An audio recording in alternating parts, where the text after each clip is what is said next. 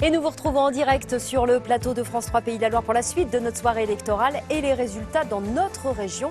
Avec donc ce premier résultat que je vous rappelle que nous avons donné il y a quelques instants dans notre première tranche sur un élu dès le premier tour dans la circonscription, la 3e de Mayenne. C'est Yannick Favennec, le député sortant, très largement élu dès le premier tour avec 57,1% des suffrages. Il devance de près de 40 points la représentante de la France Insoumise dans le département, Marion Detey. Il repartira donc à l'Assemblée nationale pour un 5e mandat, cette fois sous la bannière de la majorité présidentielle Horizon. Autre résultat qui, lui, n'amène pas une élue dès le premier tour, c'est celui de la 2e circonscription Château-Gontier-Saint-Berthevin, toujours en Mayenne. Géraldine Bagné, la députée sortante macroniste, est en tête, 27,1% devant le candidat de la NUPS, l'écologiste Grégory Boisseau. Et la Mayenne, c'est le plus petit département de notre région, 3 circonscriptions uniquement, donc si vous comptez bien chez vous, il nous en manque une. La première, celle de Laval, Évron, Vilaine, La Juelle, Montsûrs, circonscription du député sortant socialiste Guillaume Garot, investi également par la NUPS et qui est donc en lice pour un 4e mandat. Il est en direct avec nous depuis Laval. Bonsoir Guillaume Garot. Alors est-ce que vous en savez un petit peu plus? Est-ce que vous avez des résultats définitifs ou partiels vous concernant sur cette première circonscription à Laval? Oui, des résultats définitifs où quasiment on est à 49,62%. Donc c'est un très beau résultat qui est, je crois, l'expression d'une reconnaissance des Mayennais pour mon travail, le travail que je fais depuis des années à leur côté, dans nos communes, sur le terrain, pour défendre ensuite à l'Assemblée des causes importantes. Je pense à la désertification médicale, je pense à la présence des services publics. Voilà, c'est aussi ça qui, ce soir, est dans le vote des Mayennais. Alors près de 50% semble-t-il au premier tour. Est-ce que ça veut dire que vous n'avez pas eu besoin forcément des étiquettes NUPS, socialistes également? On sait que c'était assez peu visible, notamment sur vos affiches de campagne. En tout cas, vous n'avez pas fait campagne sur cette investiture de la NUPS. Est-ce que le score que vous faites ce soir vous a donné raison finalement de rester sur une campagne en votre nom propre? Vous savez, les Mayennais me connaissent, ils connaissent mes idées, mes valeurs, les engagements fondamentaux qui sont les miens. Et puis, ils m'ont fait confiance parce que moi, je suis à leur côté depuis des années. Et c'est à leur côté que je veux continuer à être évidemment dès demain matin pour la campagne de second tour. Et j'espère pour la victoire dimanche prochain, pour continuer à porter à l'Assemblée nationale ces combats essentiels que je citais à l'instant, parce qu'il va falloir qu'au plan national, on puisse avoir une opposition utile, constructive, qui apporte des idées. Il faudra qu'on ait une majorité aussi qui sache davantage écouter qu'elle ne l'a fait depuis 5 ans. C'est ça l'enjeu de la semaine, c'est ça l'enjeu du vote dimanche prochain. Voilà, qu'on puisse enfin être écouté à l'Assemblée nationale. Déjà à l'Assemblée nationale pour un 4e mandat. Merci beaucoup. Guillaume Garot, on vous retrouvera donc la semaine prochaine au second tour. Vous avez recueilli donc un petit peu moins de 50% des voix, semble-t-il, sur cette première circonscription mayonnaise. Et c'était donc de justesse pour passer au premier tour, comme son voisin de la 3e circonscription, Yannick Favennec. On va à présent se rendre dans le Maine-et-Loire où il y a également des résultats définitifs. Jérémy Armand, on me dit qu'il n'est pas encore tout à fait prêt. On va donc le retrouver dans un instant. Eh bien si, il est prêt. Donc voilà, nous avons pu rétablir la liaison avec vous, Jérémy, et des résultats définitifs. Effectivement, Virginie, d'abord dans la 3e circonscription, celle de Saumur-Nord, Longuet-Jumelles, la députée sortante Anne-Laure Blin se qualifie pour le second tour avec près de 25% des voix. C'est sensiblement le même score que Jean Chalteau-Gourdeau il y a 5 ans. Elle affrontera la candidate de la NUPS, Véronique Roudevitch, 23% des voix, tout juste devant Bernard Laondès pour le FN, 22%, et Simon Hollet pour la majorité présidentielle, 21% des voix. Autre résultat dans la 4e circonscription, l'autre circonscription saumuroise, Saumur Sud, Douai-la-Fontaine. Et là, c'est également la députée sortante à l'REM. On a perdu. On a eu un petit Jérémy Armand dans le Maine-et-Loire. de liaison avec le Maine-et-Loire, mais on retrouvera bien sûr Jérémy Armand dans quelques instants au cours de cette soirée. Un autre résultat qui concerne à présent la Loire-Atlantique, et c'est le tout premier pour ce département, la 6e circonscription, celle de Châteaubriand-Ancenis, dans lequel le député sortant Yves Daniel de La République En Marche ne se représentait pas. Eh bien, c'est le candidat de l'ANUPS, Jean-Claude Roux, le maire de Saffré, qui était sous la bannière Europe Écologie Les Verts, qui arrive assez nettement en tête avec plus de 32% des suffrages. Il devance donc le candidat macroniste Jordan Hainaut qui lui capitalise un peu plus de 25% des voix. Et Virginie, on a un département sur lequel on possède désormais l'intégralité des résultats, c'est la Sarthe et ses 5 circonscriptions. On va retrouver là-bas la préfecture du Mans, Thierry Fourmy, 5 circonscriptions, 5 résultats et une performance du Rassemblement national qui serait présent sur 4 affiches sur 5 dans votre département. Oui, absolument. Et effectivement, avec le faible taux de participation, les divisions à gauche, les divisions à droite, également, eh bien, le Rassemblement national, fort de son beau score, d'ailleurs au deuxième tour de la présidentielle derrière Marine Le Pen, avait des ambitions ici dans le département de la Sarthe et cela se vérifie. Dans la première circonscription, c'est la seule circonscription d'ailleurs où il n'y aura pas 2 candidats RN au deuxième tour. Julie Delpech pour la majorité présidentielle arrive en tête avec 24,75% des suffrages. Elle devance la candidate de la NUPS, Ghislaine Bonnet, 22,97% des suffrages. Fabienne Labrette-Ménager, donc le maire de Fresnay-sur-Sarthe, est donc éliminée à l'issue de ce premier tour. Dans la deuxième circonscription, Marietta Caramanli pour la NUPS arrive en tête avec 36,53% des suffrages. Elle brigue un 4e mandat de députée. Elle devance et elle sera donc opposée au deuxième tour à la candidate RN Angélie Furet. Dans la 3e circonscription, c'est extrêmement serré puisque Bruno Pinson, le candidat du Rassemblement national, arrive en tête avec 27,34% des suffrages. Il devance le candidat de la majorité présidentielle, Éric Martineau, 26,05% des suffrages. Dans cette circonscription, Marine Le Pen était arrivée en tête, il faut le savoir, à l'issue du deuxième tour de la présidentielle. Dans la 4e circonscription, là également, c'est extrêmement serré. C'est la candidate de la NUPS, Élise Leboucher, qui arrive en tête avec 21,87% des suffrages, devant le candidat du Rassemblement national et le président du Rassemblement national dans le département de la Sarthe, Raymond Demalère, 21,30%.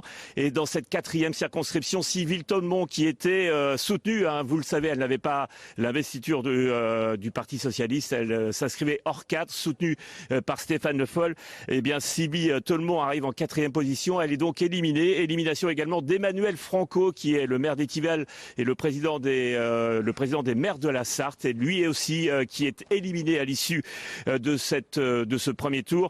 Et enfin, dans la 5e circonscription, c'est donc Jean-Carl Grelier pour la majorité présidentielle qui arrive en tête, 37,73% des suffrages. Il devance donc la candidate du Rassemblement national, Victoria de Vigneral, 27,74% des suffrages. Donc c'est la première fois, là aussi, qu'un candidat du Rassemblement national s'inscrit au deuxième tour dans cette 5e circonscription, habituellement détenu par la droite, puisque Jean-Carl Grelier, le député sortant, siégeait au sein du groupe LR à l'Assemblée nationale.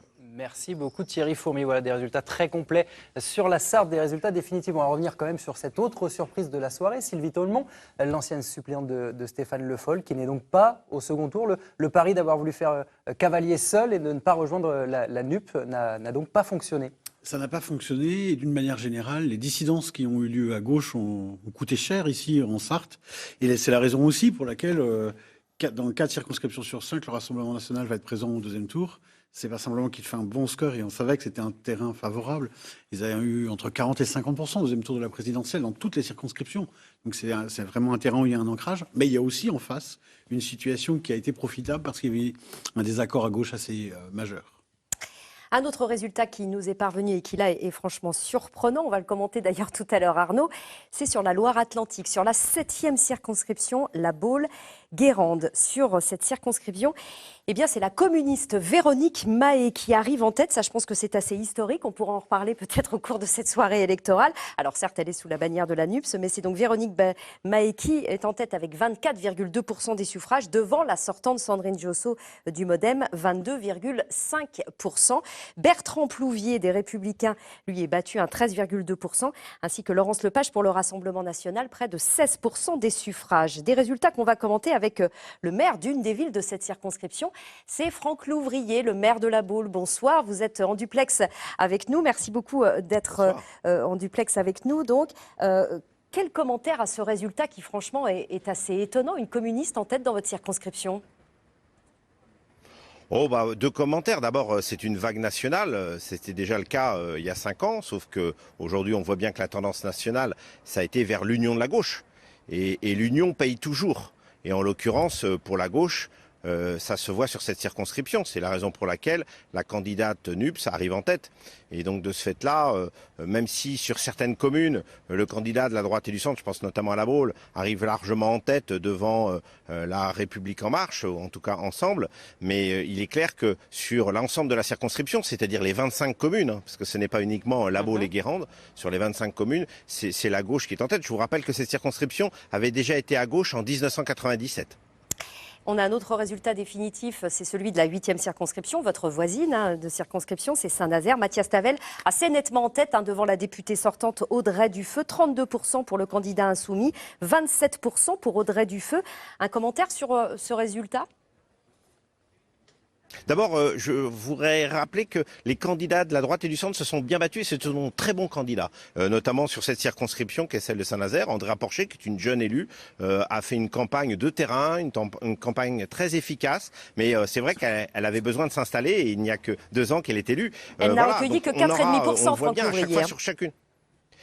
Oui, mais je tiens à vous dire quand même qu'elle s'est battue fortement, comme tous les candidats de la droite et du centre sur l'ensemble des circonscriptions de la Loire-Atlantique. La seule chose, c'est qu'il y a une vague nationale qui amène à bien évidemment avoir des tendances qui sont pas des tendances toujours, qui sont des surprises. Parce que ce ne sont pas toujours les élus locaux les plus implantés, les plus connus. La preuve pour Mathias Tavel, qui est sartois encore, ou pas depuis pas très longtemps. Et donc de ce fait-là, on voit bien que c'est vraiment la dynamique nationale qui amène à ces résultats. Et ça valide ce que vous proposiez dès le soir du premier tour de la présidentielle, Franck Louvrier, c'est qu'il faut travailler avec Emmanuel Macron quand on est républicain aujourd'hui pour survivre. Malheureusement, ça valide exactement le débat que j'ai eu au sein de ma famille politique, où je pense qu'il fallait à tout prix faire l'union, et faire l'union avec notamment, à un moment donné, ceux avec lesquels on pouvait travailler. Et la preuve, c'est que les Français vont nous amener à faire l'union avec eux. Pour la simple et bonne raison, c'est que sans doute que la majorité présidentielle n'aura pas une majorité absolue, une majorité relative, et devra travailler avec les Républicains. Donc comme quoi, vous voyez, quand on sent les choses et que les Français vous le disent, il faut les écouter. En un mot, c'est la mort des Républicains ce soir ? Non, pas du tout. Je pense que ils sont toujours là. Ils ont perdu des élections, ils en ont gagné. Vous savez, moi j'ai toujours été de droite, je resterai toujours de droite, je défendrai ces idées-là. Mais parfois, il faut faire l'union, il faut faire des coalitions pour pouvoir gagner. Merci beaucoup Franck Louvrier d'avoir été en duplex depuis Saint-Nazaire où vous aviez rejoint notre équipe. Merci beaucoup. Et des invités en duplex, des invités en plateau également. 2 invités qui nous ont rejoints. Bonsoir à toutes les deux.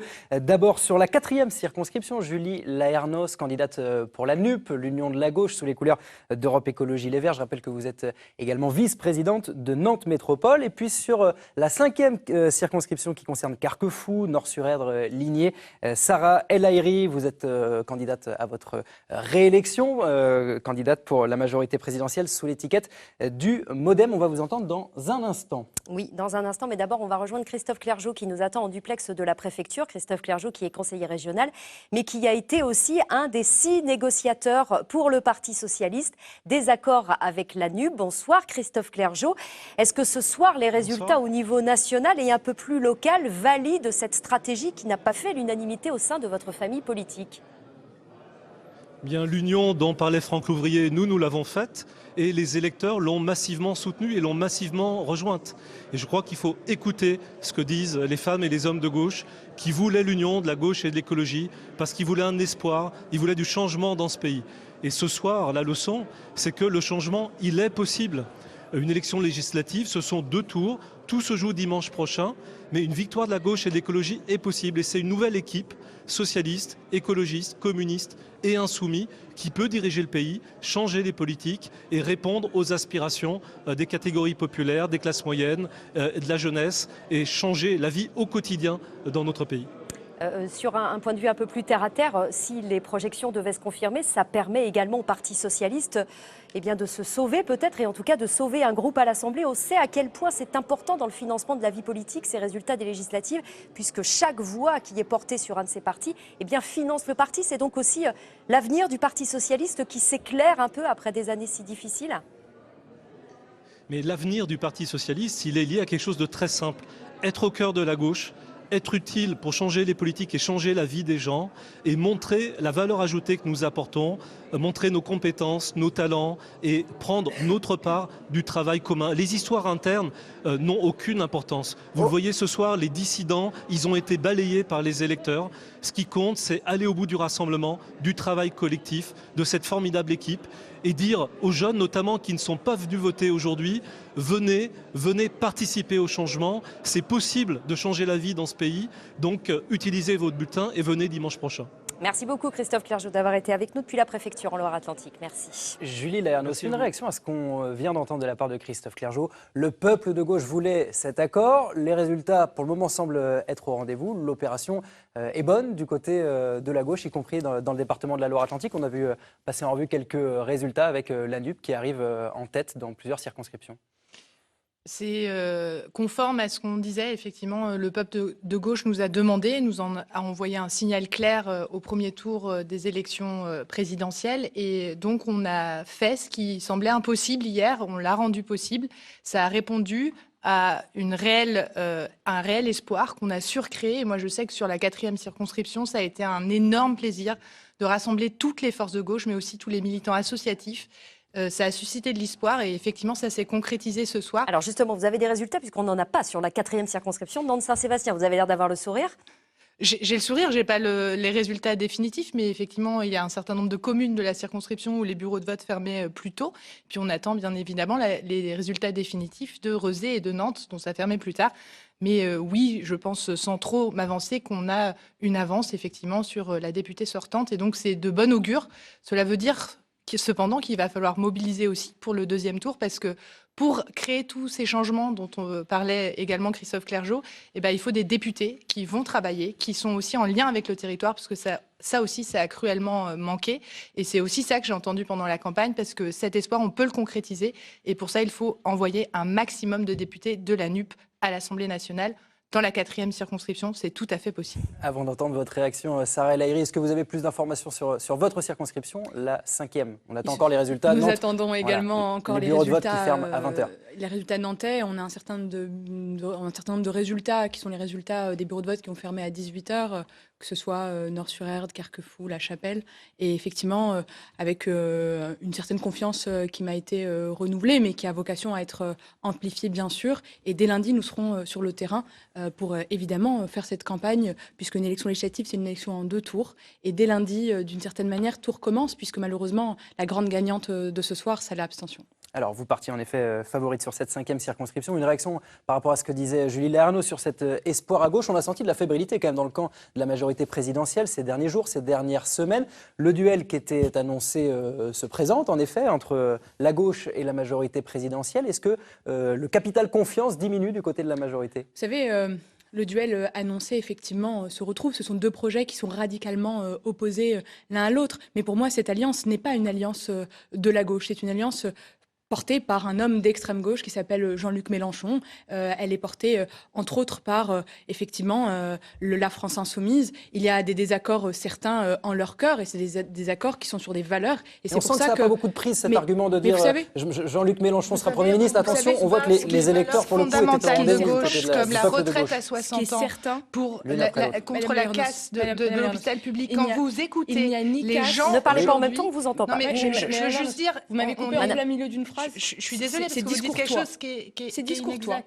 Je vous ai absolument pas coupé une seconde. Donc, si je pouvais juste terminer ma phrase. Moi, ce que je vois, c'est que pour les 5 prochaines années, nous n'avons pas besoin de 5 années de petites alliances, de petits accords. Nous avons besoin d'une majorité solide qui va tenir, qui va pas se remettre finalement à négocier sur les questions du nucléaire, sur la question de l'Europe. Madame Layernoz, vous venez d'Europe Écologie Les Verts. Vous avez finalement oublié votre respect, votre amour, votre défense de l'Union européenne. Solide, Sarah Lahiri, on en est assez loin. En termes de projection, la majorité, en termes de projection, cette majorité solide que vous appelez de vos voeux, on en est encore loin, là, pour le coup, du côté de la majorité présidentielle. Dès lundi, nous avons besoin finalement de recommencer, de continuer cette campagne, de l'amplifier et d'appeler finalement à tous ceux qui veulent 5 ans plutôt solides, 5 ans pour répondre immédiatement à l'urgence du pouvoir d'achat, à faire voter cette loi qui permettra de garder le bouclier énergétique, de pouvoir augmenter l'indice des fonctionnaires, de pouvoir augmenter les pensions de retraite des personnes aujourd'hui qui sont à la retraite et qui vivent de plein fouet cette inflation. Nous avons besoin non pas d'une instabilité institutionnelle pendant les 5 prochaines années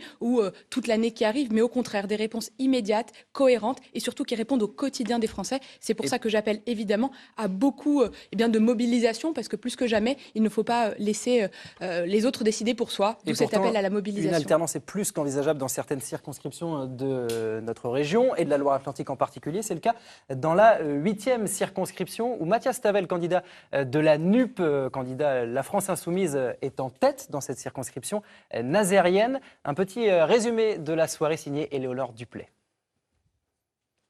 Le bureau 49, le bureau de vote 49, clos. 13 bulletins sur la table, pour ceux qui s'apparentent tout de même à un duel entre Mathias Tavel, le candidat des NUP, et Audrey Dufeu, la députée sortante. En fin de journée, les résultats partiels semblent placer son concurrent en tête. La candidate de la majorité présidentielle donne le change malgré tout. C'est Jean Jaurès. Ce qui est très important pour moi, c'est d'arriver en tête sur la circonscription. C'est mon objectif. C'est celui qu'on s'était fixé avec mes équipes. Donc on verra d'ici une grosse heure. J'espère qu'on en saura davantage. Mais rien ne déjouera la dynamique qui se mettait en place depuis plusieurs semaines. Même provisoire, les résultats donnent à 20h Mathias Tavel en tête du premier tour, avec 32% des suffrages exprimés. C'est surtout, je crois, la volonté des électeurs de cette circonscription, mais on le voit dans tout le pays, de se donner une autre majorité à l'Assemblée nationale, de ne pas donner tous les pouvoirs à M. Macron, d'aller gagner la retraite à 60 ans, d'aller gagner la hausse du SMIC dès le 1er juillet pour ceux qui sont directement concernés, et puis les hausses des salaires pour les autres. Au deuxième tour, ce sera donc un duel au soleil où chacun tentera de mobiliser les électeurs et les abstentionnistes. En fin de journée, le taux de participation à Saint-Nazaire était à moins de 43%. Voilà pour ce focus sur la 8e circonscription où Mathias Tavel serait donc en tête ce soir. Le duel annoncé, la gauche contre la majorité présidentielle. Comment faire là dans les jours qui viennent? Il va y avoir une semaine pour faire campagne pour ce second tour, pour faire la différence et consolider, transformer l'essai comme on dit et imaginer pouvoir faire basculer certaines circonscriptions. J'ai envie de dire, c'est répondre à cette aspiration réelle et concrète des enseignants, des aides-soignants, des personnes qui n'arrivent plus à joindre les deux bouts. Parce que le constat qu'on a vu partout, que j'ai entendu partout, c'est une réelle casse du service public. Et je rappelle, le service public, c'est le patrimoine de celles et ceux qui n'en ont pas. C'est pour ça qu'on se bat. Et ceci n'est pas un accord de circonstances, c'est ce pourquoi on s'est engagé en politique. Et donc le fait qu'on se retrouve ensemble, qu'on mène cette campagne ensemble, eh ben on va continuer à la mener, on va continuer à se battre parce qu'il y a besoin d'un changement, il y a besoin d'une alternance. On ne peut pas garder 5 ans d'Emmanuel Macron, on a vu ce que ça donnait. Mélenchon Premier ministre, ça a été un argument de campagne, vous y croyez encore ce soir? On peut transformer l'essai, on est au deuxième tour dans une grande partie des circonscriptions et on voit que dans une grande partie des circonscriptions, on est prêt à l'emporter et on est aussi prêt à siéger, à travailler, à être auprès de celles et ceux qui font notre territoire et surtout d'emmener les changements qui sont absolument nécessaires aujourd'hui. On ne peut plus continuer avec cette urgence sociale et cette urgence climatique sans réponse concrète. D'une majorité, si on regarde les projections nationales, entre 150 et 190 sièges pour la NUP, l'Alliance de la gauche. Et on va à présent se rendre à Angers où nous attend en duplex non pas un candidat, mais le maire de la ville d'Angers et désormais ministre délégué aux collectivités territoriales. C'est Christophe Béchu. Bonjour. Merci beaucoup d'être avec nous en duplex de la préfecture. Vous suivez, vous, les résultats, bien sûr, dans tout votre département du Maine-et-Loire, mais j'en suis sûre plus particulièrement dans une circonscription, c'est la première, là où François Gernigon, le maire de Verrières-en-Anjou, se présente pour assurer peut-être la relève de Mathieu Orphelin. Et si vous la regardez avec attention, c'est parce que c'est un candidat Horizon, le parti dont vous êtes le numéro 2 derrière Édouard Philippe. François Gernigon, qui, vous me le confirmez, est apparemment assez nettement en tête sur cette circonscription ce soir, Christophe Béchu. Oui, François Gernigon qui va terminer en tête à la fois à l'échelle de toute la circonscription, mais même apparemment, y compris sur la ville d'Angers. Donc c'est évidemment une vraie satisfaction et conjugué aux très bons résultats des candidats de la majorité présidentielle dans les 3 autres circonscriptions qui ont une partie angevine. La majorité présidentielle sera la semaine prochaine, partout en duel contre la coalition de gauche, mais en étant déjà en tête et avec, je pense, un peu plus de réserve de voix. Au-delà de votre département du Maine-et-Loire, quelle analyse faites-vous des résultats de ce premier tour, même s'ils ne sont pas encore connus partout, visiblement à coude en termes de résultats entre la NUPES et la majorité présidentielle?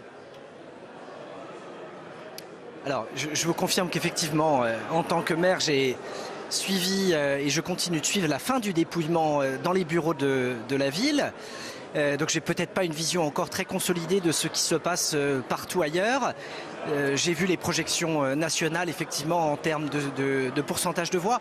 Ça n'a pas beaucoup d'intérêt, pour être très honnête. C'est dans quelques heures, quand on saura combien il y a de duels, quelles sont les configurations de ces duels, combien de candidats de la majorité arrivent en tête, dans combien de ces duels ils arrivent en deuxième position, qu'on arrivera sans doute à se faire une idée plus juste.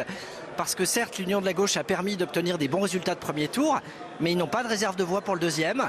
Et je pense que dans beaucoup de cas, des électeurs plus modérés n'iront pas apporter des voix à une coalition de gauche qui a quand même mis le cap vers la France insoumise, vers Jean-Luc Mélenchon et donc vers l'extrême gauche. Et vous êtes donc optimiste pour que Emmanuel Macron, dont vous êtes un proche maintenant et membre du gouvernement avec Elisabeth Borne, eh bien, puisse appliquer sa politique dans les 5 prochaines années grâce aux résultats du second tour dimanche prochain? Vous êtes optimiste? Il reste une semaine de campagne, je ne suis pas optimiste, je suis concentré, vigilant, satisfait des résultats ici à Angers et dans le Maine-et-Loire. Mais il reste une semaine entière de campagne. Il y a eu une abstention très forte, ce qui veut dire que le premier parti, ce sont ceux qui ne se sont pas déplacés, qui peuvent aussi contribuer à faire la différence la semaine prochaine. Il faut donc faire campagne, continuer les tractages, les opérations de porte-à-porte, les réunions publiques, les conférences de presse pendant toute la semaine. Et vous y contribuerez rapidement? Vous y contribuerez à cette campagne locale? Vous y contribuerez en un mot? Bien sûr. Vous serez sur le terrain en tant que ministre aussi? Je vous le confirme. Merci beaucoup Christophe Béchu d'avoir été en duplex avec nous. Je serai sur le terrain, dans le Maine-et-Loire et ailleurs. Merci depuis la préfecture d'Angers. Merci à vous. Et on quitte le Maine-et-Loire pour prendre la direction de la Sarthe et plus précisément de la 4e circonscription de la Sarthe. Là-bas, la majorité présidentielle n'est pas au second tour. C'est Élise Leboucher pour la NUP, l'Alliance de la gauche sous la bannière LFI, qui s'est qualifiée pour le second tour et elle affrontera un candidat du Rassemblement national, Raymond de Malherbe. Élise Leboucher, bonsoir. Vous êtes en direct avec nous. D'abord, une réaction sur cette affiche qui crée la surprise. Sylvie Tolmon, qui est la députée sortante, n'est pas qualifiée pour le second tour. C'est bien un candidat du Rassemblement national que vous aurez face à vous dimanche prochain. Oui, bonsoir. Oui, alors, du coup de ces résultats, d'être en tête sur cette circonscription avec le contexte particulier qu'on avait sur celle-ci avec la candidature de Madame Tolmon, qui n'a pas voulu rejoindre l'accord de la NUPES. Après, évidemment, on se trouve face au Rassemblement national qui fait encore un gros score sur la circonscription, comme qui fait comme élection présidentielle. Donc dès demain, on va retourner convaincre les gens de retourner voter pour que le Rassemblement national remporte la circo. Alors la liaison est pas très bonne, semble-t-il, avec la Sarthe, mais est-ce que c'était une surprise aussi pour vous, cette qualification? On sait que vous avez été désigné sur le tard candidate pour la NUP. Est-ce que vous êtes prête tout simplement à aller défendre les couleurs de la gauche dimanche prochain au second tour? Évidemment, plus que prête pour porter le programme de la NUPES, qui, voilà, pour le coup, est le programme qu'ont voulu les électrices et les électeurs sur la circonscription. Donc oui, on y va dimanche prochain. Et un mot peut-être pour celles et ceux qui ont voté pour la candidate concurrente donc, de la gauche, Sylvie Tolmon. Vous les appelez forcément à vous rejoindre ce soir? Je ne doute pas de leur responsabilité face au Rassemblement national, surtout qu'on voit que si on additionne nos deux scores, la gauche fait un très bon score sur cette circonscription. Donc j'ai aucun doute sur la responsabilité qu'ils prendront dimanche prochain. Merci beaucoup Élise Leboucher d'avoir été en direct avec nous. Merci. Ce soir. Élise Leboucher, qui aura donc face à elle pour le second tour des législatives dimanche prochain, Raymond de Malherbe. Ce sera un duel probablement unique dans notre région, France Insoumise, Rassemblement National. Raymond de Malherbe, le délégué départemental du parti de Marine Le Pen en Sarthe, qui a été interviewé il y a quelques instants par notre équipe. On l'écoute. Je crois qu'on a des bonnes perspectives. Il va falloir évidemment qu'on travaille, qu'on arrive à convaincre les électeurs de la Sarthe que nous sommes à leur service, que nous avons un programme qui veut les protéger du point de vue de la solidarité sociale, plus d'hôpitaux, plus d'écoles, plus de gendarmerie, plus de médecins. Vous savez, ça fait quelque temps que je dis que les LR mangent leur atelier du déclin dans ce département depuis 40 ans. Et malheureusement, je crois qu'ils n'apportent pas de solution au problème des Sartois aujourd'hui. Ils sont installés depuis un certain temps, mais ils n'arrivent pas à résoudre les problèmes. Alors on a un département qui est à la traîne au niveau de la santé, à la traîne au niveau de l'emploi dans la région. Et pourtant, les LR sont aux manettes depuis des décades. Donc après un certain temps, les Sartois sont patients, mais ils réagissent, et tant mieux. Voilà, Raymond de Malherbe, candidat du Rassemblement national, qualifié donc pour le second tour dans la 4e circonscription sartoise, celle du Le Mans-Ouest, Sablé-sur-Sarthe. Arnaud Leclerc, une réaction à ce qu'on vient d'entendre, à cette présence assez forte du Rassemblement national, pas seulement sur la 4e circonscription, sur 4 des 5 circonscriptions sartoises. Je crois qu'on peut commencer à faire un petit bilan de ce qui vient de se passer dans la soirée. Pour l'instant, on a 16 résultats sur les 30 circonscriptions. Et sur ces 16 résultats, dans 13 cas, le parti de la majorité présidentielle est présent au second tour. Dans 6 cas, le Rassemblement national est présent au second tour, 4 en Sarthe, 2 en Vendée. À l'inverse, on peut dire les Républicains ne sont présents que 2 fois au second tour en l'état, c'est quand même très peu. Et pour la NUPS, elle est présente pour l'essentiel du temps, sauf en Sarthe 2 fois et en Vendée 3 fois. C'est-à-dire les endroits où précisément où il y a eu dissidence, eh bien finalement, ça leur a apporté préjudice. Je me tourne vers nos invités. Julie Laernos, est-ce que ça confirme tout simplement qu'il y a désormais 3 pôles dans notre vie politique et qu'on peut retrouver aussi sur différents espaces de notre région? Évidemment, le pôle de la gauche que vous incarnez, la majorité présidentielle avec Sarah El Haïry à vos côtés, mais aussi le Rassemblement national. On voit que les résultats sont très bons du côté de la Sarthe. J'ai envie de dire qu'il y a un 4e pôle qu'on oublie peut-être, mais c'est celles et ceux qui ne vont pas voter et qui est le pôle majoritaire ce soir. Et pour ça, en fait, c'est aussi le sens du rassemblement de la NUP, c'est de pouvoir redonner espoir. Moi, quand j'ai fait du porte-à-porte, j'ai été aussi confrontée à des situations sociales absolument catastrophiques, avec des gens qui ne croient plus au système, qui ne croient plus en l'État et qui ne vont plus voter. Et donc, si on veut... pas réussi à aller les chercher, ces électeurs abstentionnistes qui ont décroché. On ne va pas chercher ce type de personnes. Pourquoi ? Juste en période électorale. On va les chercher, on va à leur rencontre et au porte-à-porte. Mais ce qui va permettre de retourner aux urnes, c'est d'une part de comprendre pourquoi on vote, mais aussi de voir le changement que ça peut apporter dans leur vie. Et tant que cet espoir-là, on ne le concrétise pas en actes, eh ben, on ne ramènera pas ces personnes aux urnes. Ça ne suffit pas de faire des nouvelles méthodes, comme appelle Emmanuel Macron, de gouvernance. Les nouvelles méthodes ne parlent qu'à celles et ceux qui les présentent. Ce n'est pas des nouvelles méthodes, c'est un réel concret changement dans la vie. Quand on voit l'explosion des prix, des prix de l'énergie aujourd'hui, quand on voit l'explosion des prix du logement, eh ben on n'arrive plus à se nourrir. On est quand même sur des chiffres il faut des réponses concrètes. Sarah El Haïry, c'est aussi l'échec. Ces inégalités sont quand même accrues sur ce quinquennat-là. Et donc, c'est normal que ces gens ne voient plus à quoi ça sert d'aller voter. La participation qui baisse, qui s'effondre depuis des années, ça n'est pas nouveau. Mais c'est aussi l'échec d'Emmanuel Macron et de son gouvernement.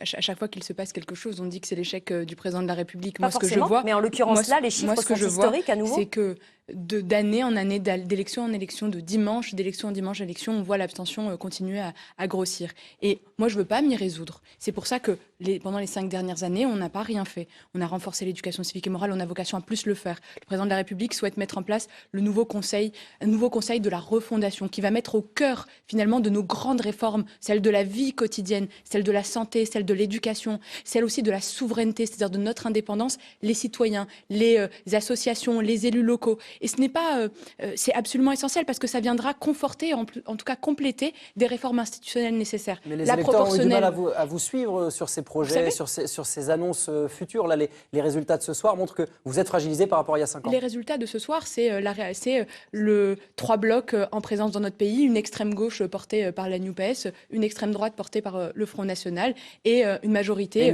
présidentielle qui n'est plus aussi, qui a une assise beaucoup plus fragile qu'il y a 5 ans. Une majorité présidentielle qui reste solide, qui est présente au deuxième tour et qui a vocation franchement à faire que chaque vote, que chaque expression et que chaque crise trouve une réponse immédiate. Et c'est pour ça que j'appelle pour les 5 prochaines années, dès le mois de juillet, une majorité solide, une majorité finalement cohérente avec le président de la République pour que les prochains mois, on puisse effectivement réindexer les retraites sur l'inflation, continuer le bouclier tarifaire sur le carburant, puisqu'on en parlait, Madame Lernoux s'en parlait juste maintenant, continuer à renforcer aussi la protection au quotidien avec plus de 200 brigades supplémentaires. C'est ça le concret, c'est ça la France du quotidien. Et répondre aussi à nos grands enjeux internationaux. Parce que quand la guerre en Ukraine continue et perdure, on a de l'inflation, il y a des risques de paix. Merci. Et face à ça, il n'est pas le temps des petites alliances. Je vous interromps parce qu'on va retrouver Jérémy Armand dans le Maine-et-Loire où il y a un nouveau résultat qui est tombé, semble-t-il, du côté de Cholet sur la 5e circonscription. C'est ça, Jérémy ? Effectivement, Maxime, alors dans la 5e circonscription, le député sortant LREM, Denis Masseglia, remplit son pari puisqu'il se qualifie pour le second tour avec 32% des voix. C'est certes un peu moins que les 40% obtenus par Emmanuel Macron il y a 2 mois, ici au premier tour de la présidentielle, mais néanmoins, il arrive à se qualifier malgré la candidature dangereuse pour lui de Jacqueline Ligaud, le divers droite qui a fait 18% des voix, qui n'a donc pas réussi son pari malgré le soutien du maire de Cholet, Gilles Bourdoulex. Denis Masseglia affrontera au second tour Christophe Ayrault pour la France Insoumise qui a obtenu 23% des voix. Enfin, c'est encore des résultats partiels, mais la tendance semble se dessiner dans l'ensemble des circonscriptions du Maine-et-Loire, sauf la 3e où la députée Les Républicains s'est qualifiée. Mais sinon, on va vers des duels entre les marcheurs et la NUPES avec des scores plutôt élevés pour les candidats de la majorité présidentielle. À titre d'exemple, dans la 2e circonscription, Stella Dupont à Angers Sud est à 40% pour l'instant. Presque tous les bulletins sont dépouillés. Et dans la 7e circonscription, vous l'avez entendu tout à l'heure, Philippe Bolo, le candidat MoDem, dans la circonscription du nord-ouest du département, dépasse aussi les 40%. Merci beaucoup, Merci, Jérémy. Depuis la préfecture du Maine-et-Loire. Un mot, on revient sur la discussion qu'on avait juste avant, sur la participation. Arnaud, est-ce que les abstentionnistes d'aujourd'hui peuvent se remobiliser dans la semaine pour venir voter, puisqu'on entend que c'est à eux aussi que vous faites appel l'une et l'autre pour consolider les résultats du premier tour? C'est une démarche assez logique quand plus de la moitié des électeurs ne viennent pas, mais la réalité, c'est que malheureusement, quand on enchaîne les tours, là, ça fera 4 tours en un mois et demi, ça ne fait que grimper. La dernière fois, on avait fait encore plus. Donc on risque d'avoir un taux d'abstention encore plus important ? Oui, c'est vraisemblable. À qui peut-il profiter ou être désavantageux ? Alors, c'est compliqué parce que les situations vont être extrêmement variables d'une situation à l'autre. Par exemple, dans les circonscriptions, on va y avoir France Insoumise contre le RN. C'est une partie des électeurs centristes qui vont sans doute disparaître dans la nature. Dans d'autres circonscriptions, c'est au contraire, le RN est éliminé, donc ce sont ces électeurs-là qui disparaissent. Donc en fait, c'est très variable de circonscription à circonscription. Et un mot quand même sur le Rassemblement national présent dans 6 circonscriptions sur 16 dépouillées, dont on a les résultats définitifs. Est-ce qu'ils ont une chance, ou ce qui sera historique dans notre région, ou pas du tout ? Il y a au moins une circonscription où ils sont en tête. Et il reste d'autres voix d'extrême droite autour. Après, toute la question, c'est dans quelle mesure il y a un réflexe de cordon sanitaire anti-Rassemblement national qui peut exister ou non et quel poids il peut avoir dans cette circonscription. Ils sont en tête dans la 3e circonscription effectivement de la Sarthe, Bruno Pinson, qui est en tête d'un peu plus 1,3 points devant le candidat En Marche. Circonscription où Marine Le Pen avait gagné la présidentielle au second tour. La seule effectivement où elle était en tête dans notre région. Eh bien justement, on va rester en Sarthe, mais on va prendre la direction de la première circonscription.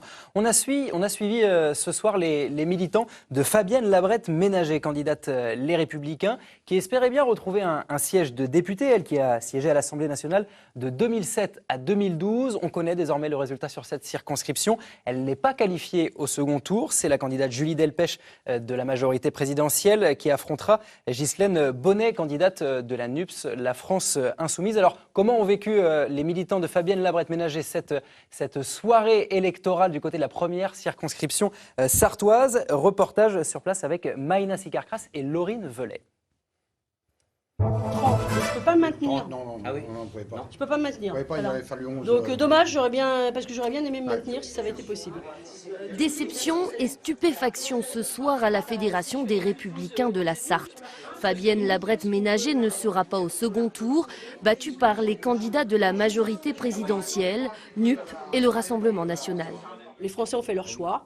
Écoutez, on peut pas aller contre le choix des Français. Moi, je suis désolée. Je remercie tous ceux qui ont voté pour moi parce que franchement, c'était très, très, très sympa. Voilà, c'était mon dernier tour de piste. Donc, la prochaine fois, ce sera quelqu'un d'autre. Noah Le Rosier, candidat Les Républicains dans la 5e circonscription, ne sera pas non plus au second tour. Les militants LR sont plus que déçus. C'est pas brillant a priori. Je suis quelque part très déçu pour nos représentants, en particulier pour Fabienne Ménager et puis le jeune Noah. Je lui souhaite que ce jeune-là continue à assurer la relève et puis qu'il soit de nature à nous aider à rebâtir ce qui est malheureusement trop absent dans la Sarthe, c'est-à-dire notre famille politique depuis des mois et des années. Et pourtant, le début de soirée avait plutôt bien commencé pour Fabienne Labrette-Ménager. Elle était en tête dans sa ville, elle y croyait jusqu'au bout. Est en tête Madame Fabienne Labrette-Ménager avec 395 voix. Félicitations. Figure connue du département, conseillère départementale depuis 2001, ancienne députée et maire de Fresnay-sur-Sarthe, le parti Les Républicains misait sur cette candidate. Je fais de la politique depuis longtemps, je suis élue depuis 20 ans. Moi, je défends mes idées, mes convictions et puis ma façon de faire de la politique, c'est-à-dire l'enracinement local, l'ancrage. J'ai aucun stress et advienne que pourra. Il n'y aura aucun candidat Les Républicains en Sarthe au second tour cette année. Fabienne Labrette-Ménager attend l'avis des représentants nationaux avant de donner des consignes de vote. Voilà, déception du côté de Fabienne Labrette-Ménager en Sarthe. Arnaud Leclerc. Il ne reste plus beaucoup de survivants, une fois de plus, de la droite sur ces législatives 2022. C'était là aussi un constat attendu. C'était le grand risque, puisqu'ils avaient pris une claque très importante à la présidentielle et qu'ensuite il y avait en face une union de la gauche. Donc là, il y a une très grande probabilité pour que ces candidats, qui étaient très fragilisés, puissent se refaire et passer au second tour. Finalement, il y a juste deux exceptions. Il y a Anne Lorblin et puis il y a le cas particulier d'Hiver Droite, mais apparenté un peu de celui de Véronique Besse, et c'est tout. Alors bien sur la 3e circonscription du Maine-et-Loire. On va se rendre à présent à la préfecture de Loire-Atlantique où nous attend une candidate, mais également une députée sortante de ce département sur la 2e circonscription. C'est Valérie Oppelt. Bonsoir, merci d'être avec nous en duplex. Votre circonscription, on peut supposer que ce sera celle qui aura les résultats les plus tardifs puisqu'elle est 100% nantaise, les bureaux de vote fermés à 20h. Est-ce que malgré tout, vous avez des premières tendances en ce qui concerne votre circonscription, Madame Oppelt ? Non, je n'ai pas de tendance à ce stade. C'est très difficile selon les territoires, parce que j'ai une circonscription qui est très diverse, d'avoir une idée. Cependant, déjà, je voudrais remercier tous les Nantais et les Nantaises qui sont venus aux urnes et puis dire aux abstentionnistes que maintenant, quand je vois les résultats globaux au national et à l'échelle départementale, qu'il faut maintenant lutter contre cette extrême gauche qui est très présente et qui, évidemment, sera sans doute présente au 2e tour sur ma circonscription. Puisque vous avez face à vous Andy Kerbrat, candidat insoumis. On n'a pas pour l'instant de résultats. Julie Laernos, qui est sur notre plateau, nous indiquait que sur un certain nombre de communes ou de secteurs, elle était en tête. Ça veut dire que la gauche, qui espérait reconquérir peut-être des circonscriptions sur cette métropole nantaise, eh bien, pourrait peut-être pouvoir siéger à l'Assemblée nationale le week-end prochain pour représenter la Loire-Atlantique. Alors je voudrais effectivement redire que l'important c'est ce sursaut républicain pour empêcher cette extrême gauche, parce que je le dis, c'est bien l'extrême gauche qui risque d'arriver à l'Assemblée nationale, qui d'abord va bloquer tous les projets et puis qui va endetter notre jeunesse à hauteur de 330 milliards d'euros, qui actuellement s'assied sur la République et tous leurs représentants, on l'a vu, cette haine de la police, qui par ailleurs prône la sortie de l'OTAN, la sortie de l'Europe et qui vous propose des solutions pour aller chercher les plus fragiles qui ne sont pas tenables, qui vont créer du chômage, qui vont faire un modèle proche de celui du Venezuela. Nous, on propose en réalité une vraie loi sur le pouvoir d'achat. Il nous faut évidemment une majorité pour pouvoir la voter.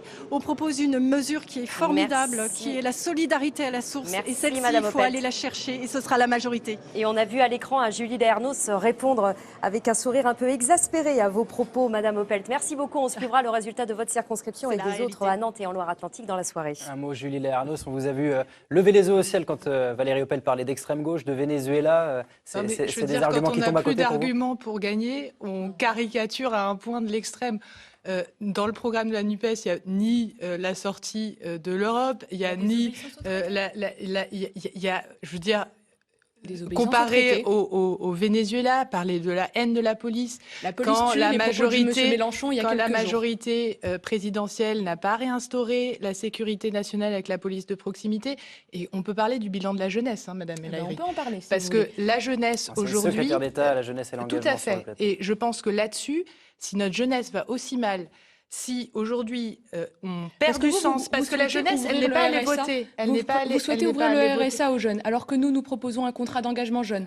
Les étudiants, on a je suis 3 désolée, millions vous êtes de un peu jeunes qui ont discourtoise pris. parce que là, excusez-moi, Non, vous mais avez là, coupé, pour le parce coup, que là, sur la question de la jeunesse... Déjà le débat du deuxième tour qui s'enclenche sur le plateau. J'ai juste envie de dire que la jeunesse a été La jeunesse, sacrifiée elle et a- abandonnée. absolument pas. Elle La a- jeunesse, elle a en tout besoin cas, des aujourd'hui, jeunes, elle a elle besoin a de cadres. besoin de réinvestir de la massivement société, dans la de jeunesse. programmes, Et de si on valeurs. parle, On va et devoir si on rendre parle l'antenne. juste Pour simplement l'instant, sur les il nous reste 30 abstentionnistes, secondes, Madame la Lernos. question de la jeunesse est essentielle et on voit qu'ils ont elles et ils ont des raisons de ne pas aller voter Absolument parce qu'on a pas. désinvesti en eux Merci. et pourtant ils sont l'avenir. Vous Les restez jeunes sont avec nous. l'avenir et Merci. les jeunes ont besoin d'un Vous cadre. pouvez Vous rester avec restez nous. avec nous. Vous êtes invités à rester sur notre plateau. Mais à présent, nous allons repasser la main à Francis Letellier et Carole Gessler pour les résultats nationaux de ces élections législatives.